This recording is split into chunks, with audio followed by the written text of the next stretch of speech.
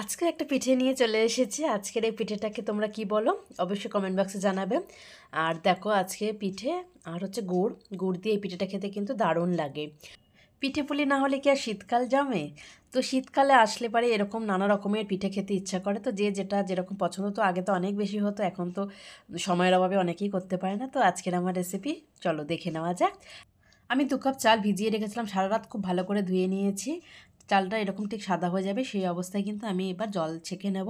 আর তোমরা যেরকম মানে যা চাল তোমাদের পছন্দ সেই চাল দিয়ে করতে পারো, গোবিন্দভোগ তোমার আতপ চাল যাই হোক।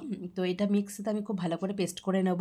এটা জল দিয়ে পেস্ট করতে হবে, জলটা তবে আগে থেকে বেশি করে দিয়ে দেবে না, অল্প অল্প করে কিন্তু জলটা দিতে হবে। আর খুব মিহি পেস্ট করে নিয়েছি নেব আমি, আরেকবার করব, আরেকবার মিক্সিতে ঘুরিয়ে নেব, তাহলে কিন্তু হয়ে যাবে। আর আমি এখানে 2 কাপ চাল নিয়েছি, মানে হচ্ছে এখানে আমি 300 গ্রাম 150 গ্রামের কাপে আমি 300 গ্রাম চাল নিয়েছি।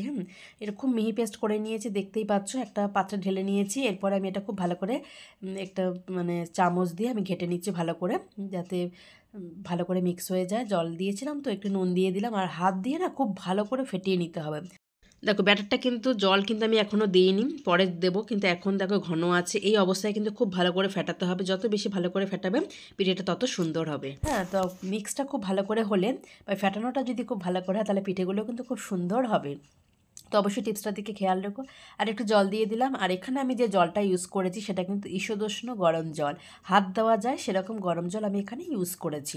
হ্যাঁ, তো পিঠে এরকম জল ঈষদুষ্ণ গরম জল দিলে ভালো হয় ব্যাটারটা। কড়াটা খুব ভালো করে গরম হয়ে গেলে আমি অয়েল ব্রাশ করে নিচ্ছি। এরপরে দেখো আমি এই যে ব্যাটারটা দেখতে পাচ্ছ কীরকম, আমি এবার এক হাতা করে দিয়ে দিচ্ছি, বা একটা কাপে করেও তোমরা দিতে পারো, ঠিক এরকম হবে। 2 থেকে 3 সেকেন্ড তোমরা একটু ঢাকা দিয়ে রাখবে, দেখবে এরকম সুন্দর হয়ে যাবে। আর এরকম ওপরটা এরকম জালি জালি হয়ে যাবে। হ্যাঁ, এত সুন্দর হয় খেতে, আর গন্ধটা না খুব সুন্দর বেঁচে। আর এই পিঠে ভাজার সময় অবশ্যই খেয়াল রাখতে হবে গ্যাসের ফ্লেমটা কিন্তু একদম লোতে থাকবে, মিডিয়াম টু লোতে থাকবে, হাই ফ্লেমে কিন্তু একদম দেওয়া যাবে না। তুমি যদি আমার চ্যানেল নতুন হয়ে থাকো তাহলে অবশ্যই চ্যানেলটা সাবস্ক্রাইব করে পাশে থেকো, আর বেল আইকনটা ক্লিক করো, তাহলে নিত্য নতুন ভিডিও আপলোড হয়ে নোটিফিকেশন সবার আগে তোমার কাছে পৌঁছে যাবে। আর যদি ভিডিওটা ভালো লাগে তাহলে অবশ্যই লাইক কমেন্ট শেয়ার করো। অবশ্যই কমেন্ট বক্সে জানাবে কেমন লাগলো।